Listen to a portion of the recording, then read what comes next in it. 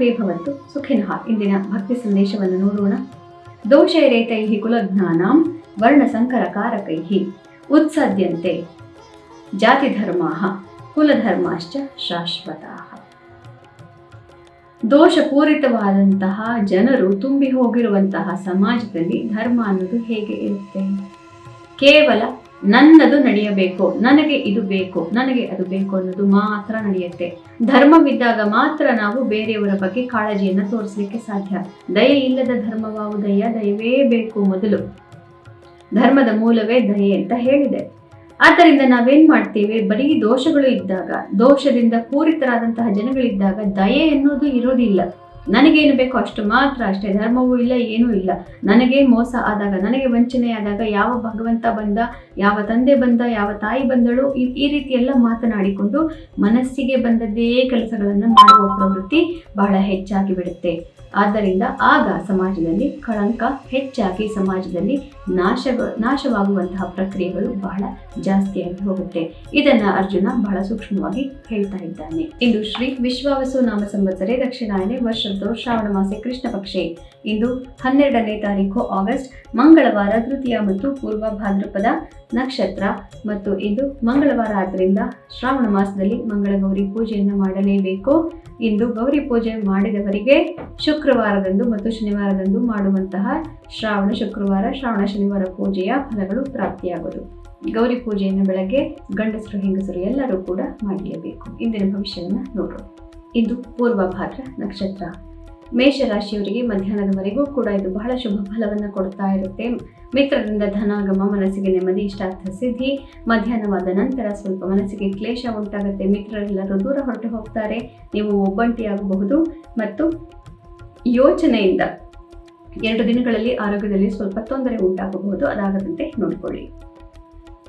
ವೃಷಭ ರಾಶಿಯವರಿಗೆ ಮಧ್ಯಾಹ್ನದವರೆಗೂ ಕೂಡ ಕಾರ್ಯಕ್ಷೇತ್ರದ ಜವಾಬ್ದಾರಿಗಳಿಂದ ಬಹಳ ಬೇಸರವಾಗಿ ಹೋಗಿರುತ್ತೆ. ಕೆಲಸ ತುಂಬ ಜಾಸ್ತಿ ಆಯಿತು ಅನ್ನಿಸ್ತಾ ಇರುತ್ತೆ. ಮಧ್ಯಾಹ್ನವಾದ ನಂತರ ನಿಮಗೆ ಬೇಕಾದಂತಹ ಬ್ರೇಕ್ ನಿಮಗೆ ಸಿಕ್ಕತ್ತೆ. ಮಿತ್ರರ ಜೊತೆಗೆ ಇಷ್ಟಾರ್ಥ ಸಿದ್ಧಿ, ಫನ್ ಅಂಡ್ ಫ್ರಾಲಿಕ್ ಇದೆಲ್ಲದೂ ನಿಮಗೆ ಪ್ರಾಪ್ತಿಯಾಗುತ್ತೆ. ಅತ್ಯಂತ ಸಂತೋಷದಿಂದ 2 ದಿನಗಳನ್ನು ಕಳೀತೀರಿ. ಮಿಥುನ ರಾಶಿಯವರಿಗೆ ಮಧ್ಯಾಹ್ನದವರೆಗೂ ಕೂಡ ಯಾವುದೇ ಕೆಲಸದಲ್ಲೂ ಅಷ್ಟೊಂದು ಪ್ರಗತಿ ಕಾಣ್ತಾ ಇಲ್ಲ. ಯಾಕೋ ಏನು ಮಾಡಿದ್ರು ಸರಿ ಹೋಗ್ತಾ ಇಲ್ಲ ಅಂತ ಅನಿಸ್ತಾ ಇರುತ್ತೆ. ಮಧ್ಯಾಹ್ನವಾದ ಮೇಲೆ ಒಮ್ಮೆಲೆ ಎಲ್ಲ ಕೆಲಸವೂ ಮುಂದುವರಿಯುತ್ತೆ. ಇಡೀ ತಿಂಗಳಿನಲ್ಲಿ ನೀವು ಮಾಡಿದ ಎಲ್ಲ ಕೆಲಸಕ್ಕೂ ಇಂದು ಪ್ರತಿಫಲ ನಿಮಗೆ ಪ್ರಾಪ್ತಿಯಾಗುತ್ತೆ. ಮನಸ್ಸಿಗೆ ನೆಮ್ಮದಿ. ಕರ್ಕ ರಾಶಿಯವರಿಗೆ ಮಧ್ಯಾಹ್ನದವರೆಗೂ ಕೂಡ ಬೇಸರವೇ ಇರುತ್ತೆ. ಮನಸ್ಸಿಗೆ ಕ್ಲೇಶಗಳು ಕಾಡ್ತಾ ಇರುತ್ತೆ. ಮಧ್ಯಾಹ್ನದ ಆದ ಮೇಲೆ ಭಾಗ್ಯೋದಯವಾಗುತ್ತೆ. ಇದರಿಂದ ಮುಖ್ಯವಾದಂತಹ ಕೆಲಸಗಳಲ್ಲಿ ನೀವು ಮುಂದೇನು ಮಾಡಬೇಕು ಅನ್ನುವಂತಹ ಒಂದು ಮಾರ್ಗದರ್ಶನ ನಿಮಗೆ ಪ್ರಾಪ್ತಿಯಾಗುತ್ತೆ. ಸಿಂಹರಾಶಿಯವರಿಗೆ ಮಧ್ಯಾಹ್ನದವರೆಗೂ ಕೂಡ ಎಲ್ಲರ ಕಡೆಯಿಂದ ಬಹಳ ಒಳ್ಳೆಯ ಕೋಆಪರೇಷನ್, ಸೌಹಾರ್ದ ಎಲ್ಲವೂ ಪ್ರಾಪ್ತಿ ಆಗ್ತಾ ಇರುತ್ತೆ. ಮಧ್ಯಾಹ್ನವಾದ ನಂತರ ಯಾಕೋ ಸ್ವಲ್ಪ ಎಲ್ಲರೂ ಹಿಮ್ಮೆಟ್ಟಿ ಬಿಟ್ರಲ್ಲ ಒಮ್ಮೆಲೆ ಅಂತ ಬೇಸರವಾಗುತ್ತೆ. ಮನಸ್ಸಿಗೆ ಸ್ವಲ್ಪ ನೋವಾಗಬಹುದು. ನಿಮಗೆ ಯಾರೋ ಒಬ್ರು ಬಹಳ ಹತ್ತಿರದವರು ಏನೋ ಒಂದು ಪ್ರಾಮಿಸ್ ಮಾಡಿದರೆ ಅದನ್ನೂ ಕೂಡ ಮಾಡಲಿಕ್ಕೆ ಸಾಧ್ಯವಾಗದೇ ಇರಬಹುದು. 2 ದಿನಗಳ ಕಾಲ ಮುಖ್ಯ ನಿರ್ಧಾರಗಳು ಬೇಡ. ಕನ್ಯಾ ರಾಶಿಯವರಿಗೆ ಮಧ್ಯಾಹ್ನದವರೆಗೂ ಕೂಡ ಅನೇಕ ರೀತಿಯಲ್ಲಿ ಸಾಮಾಜಿಕ ವಿಚಾರ, ಸಂಸಾರದ ವಿಚಾರ ಎಲ್ಲದರಲ್ಲೂ ಜಯ ಪ್ರಾಪ್ತಿ ಆಗ್ತಾ ಇರುತ್ತೆ. ಮಧ್ಯಾಹ್ನವಾದ ಮೇಲೆ ಈ ಜಯದಿಂದ ಸಂತಸವಾಗಿ ನಿಮ್ಮ ಪ್ರೀತಿ ಪಾತ್ರರೊಡನೆ ಹೆಚ್ಚಿನ ಸಮಯವನ್ನು ನೀವು ಕಳೀತೀರಿ. ಆದ್ದರಿಂದ ಇಂದು ಕನ್ಯಾ ರಾಶಿಯವರಿಗೆ ಶುಭವಾದಂತಹ ದಿವಸ. ತುಲಾ ರಾಶಿಯವರಿಗೆ ಮಧ್ಯಾಹ್ನದವರೆಗೂ ಸ್ವಲ್ಪ ಯೋಚನೆಗಳು ಇರುತ್ತೆ. ಎಲ್ಲ ಕೆಲಸದಲ್ಲೂ ಅತಿಯಾದಂತಹ ಯೋಚನೆಗಳು, ಮತ್ತೆ ಏನು ಮಾಡಬೇಕು ಅಂತ ಗೊತ್ತಾಗದೇ ಇರೋದಿಲ್ಲ. ಏನೇನೋ ಯೋಚನೆಗಳನ್ನ ಮಾಡ್ತಾನೆ ಇರ್ತೀರಿ, ಕಾರ್ಯಗತವಾಗಿ ಮಾಡ್ತಾನೆ ಇರ್ತೀರಿ, ಆದರೂ ಫಲಪ್ರಾಪ್ತಿ ಆಗ್ತಾ ಇರೋದಿಲ್ಲ. ಮಧ್ಯಾಹ್ನವಾದ ಮೇಲೆ ನೀವು ಮಾಡಿದ ಎಲ್ಲ ಕೆಲಸಕ್ಕೂ ಒಳ್ಳೆಯ ಪ್ರತಿಫಲ ಪ್ರಾಪ್ತಿಯಾಗುತ್ತೆ. ಕಾರ್ಯದಲ್ಲಿ ಯಶಸ್ಸು ಮತ್ತು ಆತ್ಮವಿಶ್ವಾಸ ಚೆನ್ನಾಗಿ ಇಂಪ್ರೂವ್ ಆಗುತ್ತೆ. ವೃಶ್ಚಿಕ ರಾಶಿಯವರಿಗೆ ಮಧ್ಯಾಹ್ನದವರೆಗೂ ಕೂಡ ಆಸ್ತಿಪಾಸ್ತಿ ವಿಚಾರಗಳು ಇವುಗಳಲ್ಲೇ ನಿಮಗೆ ತಾಪತ್ರಯದಿಂದ ತೊಂದರೆ ಆಗ್ತಾ ಇರುತ್ತೆ.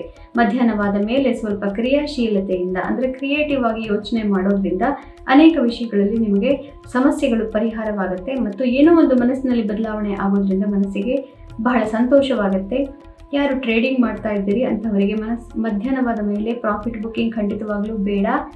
ಲಾಸ್ ಆಗುವಂತಹ ಸಾಧ್ಯತೆ ಇವತ್ತು ಜಾಸ್ತಿ ಇರುತ್ತೆ. ಧನು ರಾಶಿಯವರಿಗೆ ಮಧ್ಯಾಹ್ನದವರೆಗೂ ಕೂಡ ಎಲ್ಲ ಬಂಧುಗಳು ನಿಮ್ಮ ಸುತ್ತಮುತ್ತಾನೇ ಇರ್ತಾರೆ. ಮನಸ್ಸಿಗೆ ಅತಿ ಹೆಚ್ಚಿನ ನೆಮ್ಮದಿ ಇರುತ್ತೆ. ಮಧ್ಯಾಹ್ನವಾದ ಮೇಲೆ ಎಲ್ಲರೂ ಒಮ್ಮೆಲೆ ದೂರ ಹೋದರೇನು ಅಂತ ಅನ್ನಿಸ್ತಾ ಇರುತ್ತೆ ಮತ್ತು ಸಂಸಾರದ ವಿಚಾರಗಳ ತಾಪತ್ರಯಗಳ ಬಗ್ಗೆ ಹೆಚ್ಚಿನ ಗಮನ ಕೊಡಬೇಕಾಗಿ ಬರುತ್ತೆ. ಒಂದು ಮುಖ್ಯವಾದಂತಹ ವಿಚಾರ, ನಿಮ್ಮ ತಾಯಿಯನ್ನ ಅದು ಒಳಗೊಂಡಿರಬಹುದು. ಇಂತಹ ವಿಚಾರದಲ್ಲಿ ಸ್ವಲ್ಪ ಮನಸ್ತಾಪ ಸಾಧ್ಯತೆ ಇರುತ್ತೆ. ಅಮ್ಮನಿಗೆ ಏನೋ ಒಂದು ಬೇಸರವಾಗುವ ಸಾಧ್ಯತೆ ಇರುತ್ತೆ.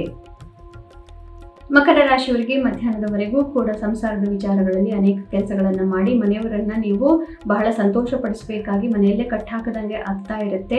ಮಧ್ಯಾಹ್ನವಾದ ನಂತರ ಒಂಥರ ಫ್ರೀ ಬರ್ಡ್ ಆಗ್ತೀರಿ, ಎಲ್ಲಿ ಬೇಕಾದ್ರೆ ಹೋಗಬಹುದು. ಮನಸ್ಸಿಗೆ ಮನೆಯವರಿಗೆ ನೆಮ್ಮದಿ ಪ್ರಾಪ್ತಿ ಆಯಿತು, ಇನ್ನು ನಾನು ನನ್ನ ಕೆಲಸ ಮಾಡ್ಕೋಬಹುದು ಅನ್ನುವಂತಹ ಒಂದು ಭಾವನೆ ಬರುತ್ತೆ. ಮಧ್ಯಾಹ್ನದ ನಂತರ ಅತ್ಯುತ್ತಮವಾದಂತಹ ದಿವಸ. ಕುಂಭರಾಶಿಯವರಿಗೆ ಮಧ್ಯಾಹ್ನದವರೆಗೂ ಕೂಡ ನಿಮ್ಮಲ್ಲೇ ಸಂತೋಷವಾಗಿ ನಿಮ್ಮ ಪಾಡಿಗೆ ನೀವು ಇರ್ತೀರಿ. ಮಧ್ಯಾಹ್ನವಾದ ಮೇಲೆ ಮನೆಯವರು ನೀವು ಸಂತೋಷವಾಗಿದ್ದರೆ ಸಾಲದು, ನಾವು ಸಂತೋಷವಾಗಿ ಇರಬೇಕಲ್ವೇ ಅಂತ ಕೇಳುತ್ತಾರೆ. ಆದ್ದರಿಂದ ಮಧ್ಯಾಹ್ನವಾದ ನಂತರ ಸಂಸಾರದವರ ಬಗ್ಗೆ ಗಮನ ಕೊಡಬೇಕಾಗುತ್ತೆ. ಸ್ವಲ್ಪ ಹಣ ಕೂಡ ಖರ್ಚು ಮಾಡಬೇಕಾಗಿ ಬರಬಹುದು ಬೇರೆಯವರನ್ನ ಸಂತೋಷ ಪಡಿಸಲಿಕ್ಕೋಸ್ಕರ.